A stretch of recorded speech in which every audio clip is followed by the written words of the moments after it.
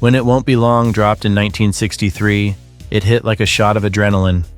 It wasn't the biggest song in their catalog, but as the opener for their second album, it set the tone, proving that these guys were more than just a flash in the pan. It won't be long, yeah, yeah, yeah. The track shows off their growing songwriting chops, mixing clever wordplay with their signature harmonies, and that yeah yeah vibe that had already turned heads with She Loves You. One of the best things about It Won't Be Long is the way John, Paul, and George trade off vocals. You've got Lennon leading the charge, while McCartney and Harrison throw in those tight harmonies that bounce back at him, giving it this back and forth energy. The yeah yeah hook is back too, but this time it's not just there to fill space, it's part of the conversation happening in the song. It makes the whole thing feel alive and urgent. Lennon and McCartney were especially stoked about the wordplay in the lyrics. They had this little moment where they twist "be long" into "belong," which gives the line a double meaning. McCartney later talked about how they'd mess around with stuff like that because it added another layer to the song.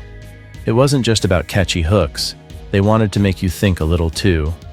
And while Lennon didn't have the same formal education in literature that McCartney did, he was a big reader, so this kind of playful wordcraft was right up his alley.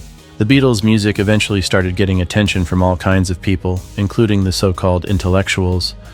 There was this story about a reviewer from the Times talking up the Aeolian cadences in the song, which sounds super fancy.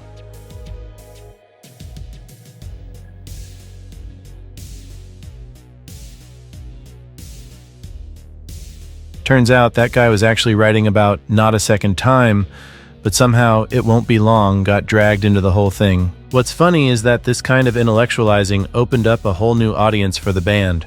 All of a sudden, it wasn't just teenagers and rock and roll fans paying attention. People with degrees were now talking about the Beatles like they were high art.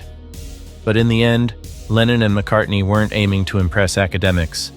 They just wanted to write songs that hit you in the gut. Recording wasn't exactly a quick process. The band spent an entire day in the studio in July of '63, hammering out take after take until they finally got it where they wanted. They ended up splicing together 2 different takes to create the final version. A pretty advanced move for a band that, up until then, had been more about live performance than studio perfection. But this kind of attention to detail showed where they were headed as musicians, willing to put in the work to make sure the song sounded just right. Even though it didn't become a live show staple or chart-topping single, it served a key role as the opening track for With the Beatles. It was a statement. The Beatles weren't going anywhere, and they had a lot more to say. It Won't Be Long captures everything that was exciting about the Beatles during this era. It's got the raw energy, the catchy hooks, and that Lennon-McCartney wordplay that shows they were thinking beyond simple pop songs. When everybody has fun. It's one of those tracks where you can really see the band pushing themselves creatively, even if it didn't blow up on the charts. As an album opener, though, it did exactly what it needed to. Let everyone know that the Beatles were just getting started, and things were about to get a whole lot more interesting.